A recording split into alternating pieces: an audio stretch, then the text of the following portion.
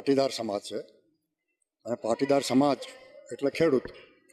અને ખેડૂત એટલે કોઈ દિવસ ખેડૂતે કોઈની સામે પોતાનો હાથ નથી લંબાવ્યો. એને હંમેશા કોઈને કંઈ ને કંઈ આપ્યું જ છે. હવે આપણે ત્યાં અનામત આંદોલન થયું, ખ્યાલ હોય તો પાટીદારો જ કરનારા હતા. એમાં શું મળ્યું? કશું નહીં. આપણા યુવાનો શહીદ થયા અને જેમણે આંદોલન કર્યું હતું એમણે એમનો રાજકીય રોટલો શેકી ખાધો. એટલું જ નહીં, પાટીદારની છોકરી, અને એ બી લેવા પાટીદારની છોકરી સીએમ તરીકે હતી, એને જવું પડ્યું. તો ખરેખર આ આંદોલન અનામતનું હતું કે કોઈને કાઢવાનું હતું?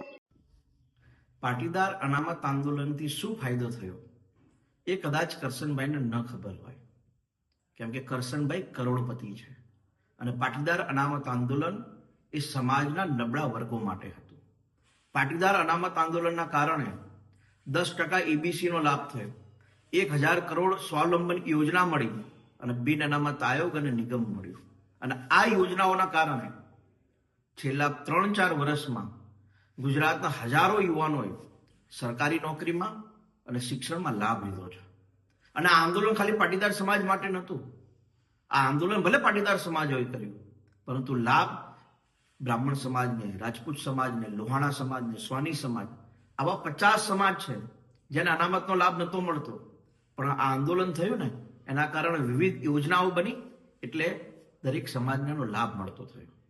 કરશનભાઈ જેવા અનેક આગેવાનો એવા છે કે જે 10, 15, 20 દાડા થાય એટલે સમાજને લેવા કડવાના ભાગોમાં વહેંચતા હોય છે. કેમ કે જો પાટીદાર સમાજ એક થઈ જાય તો આવા આગેવાનોનો મોભો જળવાય નહીં ને.